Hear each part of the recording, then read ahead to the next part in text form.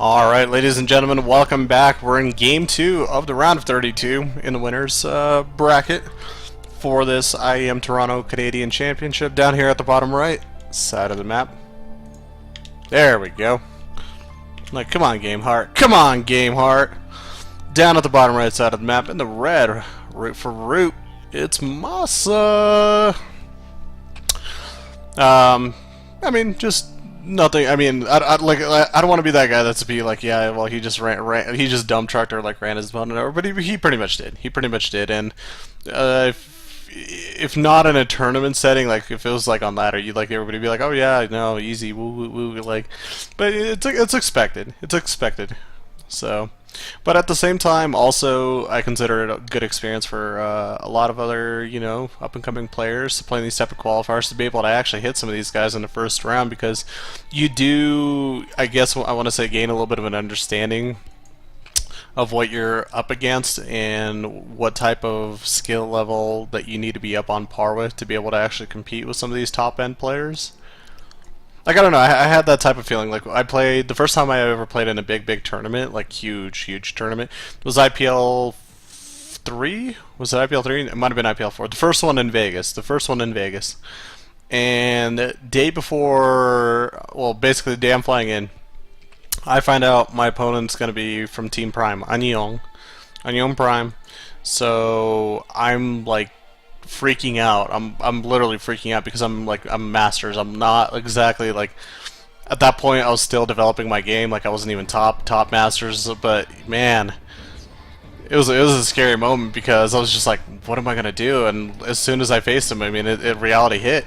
I'm like, wow, I'm so freaking outclassed right now, and yeah, I was just, yeah, no, I just got completely ran over. So it kind of put things into a little bit more perspective.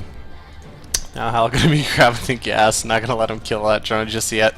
Cancels and gonna continue trying to scout. Well, that's gonna be the death of that drone probably. Yep, indeed it is. Good old SUV's picking away at that, hitting that drone with the drill, just bzz. But yeah, no, looking back at it, that IPL experience was incredible because eventually, you know, you drop into losers. It was double elimination. Played somebody a little bit closer to my level, won. But then, of course, second round of the losers bracket. Who am I facing? I'm facing TLO. So once again, it's just like if you can barely at all get out of even the losers bracket, like, you know, where you're placed at in kind of like the StarCraft realm and StarCraft world. So. At the same time, that was when Zergs were imba, quote unquote. And Broodlord and Fester, man, the good old days. The good old days, definitely. Moss opening up very interestingly. I've actually never specifically seen this in a game that I broadcasted. I think I've seen this a couple times on ladder, but nothing like this, where he went for this weird very quick 3 racks opener, almost like a little bit of a big wall off over here, dropping the 4th barracks as well. And man, this is kind of almost turning into something old school. If he drops one more racks, I'm gonna kind of crack up a little bit because it's a pretty big investment to go into this many racks this early. And it does take some pretty serious econ, especially if you plan to produce very efficiently and not supply block yourself. So Marines fighting off a couple of Lings right now. More Marines getting reinforced. We'll see how Masa works this play out. This is very interesting. I wonder why he's doing this specifically.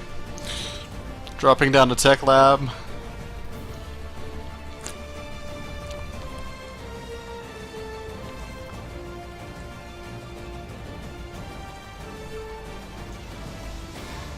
Just playing very patient. Like I said, I think he's just utilizing this for warm-up.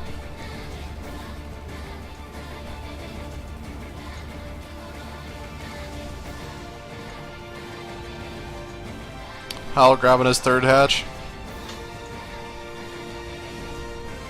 Actually, I need to find out. I wonder who took the European qualifier today. Because today earlier was the European qualifier from. Today was the European qualifier for IEM Toronto to get into stage 2, and let's see. It looks like Golden, Namshur, Yoda, Nurchio, Soxery, Sake, Night End, and First all actually qualified into stage 2. Very interesting. The bracket for stage 2 actually looks pretty good in terms of players and composition. You look at Night End, First, Sake, MC, Patience, Wellmu, the Protoss players, Yoda, MMA, Jockshi, the 3 Terran. We're so oppressed, even though we're getting buffs, we're getting so oppressed right now. Nurchio, Soxery, Golden, Namshar, Hyun, Snooten, Vortex are the Zerg players. So that's Europe, so... let's see. The American qualifiers are pretty stacked too, due to the players that qualify. We have a lot more Terrans though in North America, if you guys haven't noticed.